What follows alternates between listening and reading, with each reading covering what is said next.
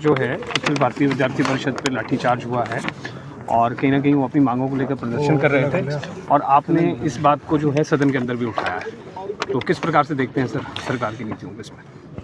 मैं देख रहा हूं कि मुख्यमंत्री एकदम विचलित होकर के बैठ गए हैं। उनको लग रहा है कि जो भी आदमी मेरे खिलाफ, मेरी सरकार के खिलाफ आवाज़ उठाएगा उसको कुचल देंगे।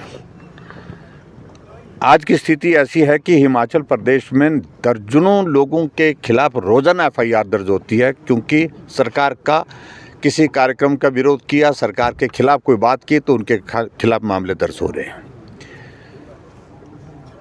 आज विद्यार्थी परिषद ने यहाँ पर जोरावर स्टेडियम के लिए जो मार्च करने की अनुमति ली थी, उसके तहत वो यहाँ पर आए थे और ऐसा भी नहीं था कि भी उनकी कोई ऐसी मंशा थी।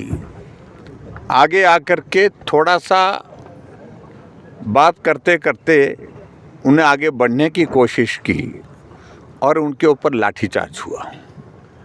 और लाठीचार्ज में जो हमको जानकारी मिली है कि अभी तक जो है उसमें 7 लड़के हैं, 2 लड़की हैं, वो घायल हैं, हॉस्पिटल उनको ले करके गए हैं। और जब सदन के अंदर मैंने सारे मामले को उठाया तो मुख्यमंत्री जी ने एक तरफा पक्ष रखा कि बिना अनुमति के आए थे, और बिना अनुमति के आने की बात जब कही तो मैंने जब पूछा तो मेरे पास ये परमिशन है, ये परमिशन एसडीएम के द्वारा दी गई परमिशन है, और जिसमें उनने परमिशन जो है मार्च करने की दी है। ये टैक्सी ग्राउंड जो है फतेहपुर टैक्सी ग्राउंड से जोरावर स्टेडियम तक, और उसी की इसी परमिशन के तहत वो यहाँ पर आए। और किस तरह की परमिशन उनको चाहिए थी? यानी कि मुख्यमंत्री खुलेआम सरेआम झूठ बोलते हैं सदन के अंदर। इससे बेशर्मी का कोई दूसरा उदाहरण देखने को नहीं मिलता है। और लाठीचार्ज हुआ, लाठीचार्ज में बच्चे घायल हुए हैं, हमने निंदा की है। और मुख्यमंत्री फिर एक तरफा पक्ष रख रहे हैं कि पुलिस के लोगों को भी चोट लगी। अगर पुलिस के लोगों को भी चोट लगी, उनके साथ भी हमारी संवेदना है, लेकिन जब परमिशन लेकर के वो प्रदर्शन कर रहे थे, उनको मार्च करने की अनुमति दी थी, तो सदन के अंदर झूठ नहीं बोलना चाहिए था कि बिना परमिशन के आए। और दूसरी बात, लॉ एंड ऑर्डर मेंटेन करने की जिम्मेवारी सरकार की है। ये संभव नहीं है कि वो हर बात को लेकर के ऐसा चले कि मैं कुचल दूंगा। बड़े बड़े लोग आए यहाँ पर, लंबे समय तक सत्ता में, किसी को कुचल नहीं सके। और उसके बाद यही नहीं रुके, मुख्यमंत्री आगे बढ़ करके और बात कही कि कल भारतीय जनता पार्टी का प्रदर्शन है।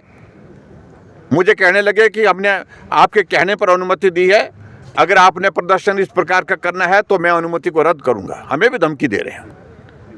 और मैंने सदन के अंदर बड़ी साफ शब्दों में बात कही कि हम जिम्मेदारी के साथ व्यवहार करेंगे, लेकिन अगर सरकार की ओर से गैर जिम्मेदाराना व्यवहार हुआ तो उसकी जिम्मेदारी हमारी नहीं है। कानून व्यवस्था मेंटेन करने की रिस्पॉन्सिबिलिटी स्टेट गवर्नमेंट की है। और उसके बाद हमने ये बात भी अंदर कही है कि अगर आप धमकी दे करके परमिशन को रद्द करने की कोशिश करेंगे, आप रद्द करके देखिए, हमको जो उसके बाद जहां धरना देना होगा, जहां प्रदर्शन करना हो, हम अपने हिसाब से करेंगे।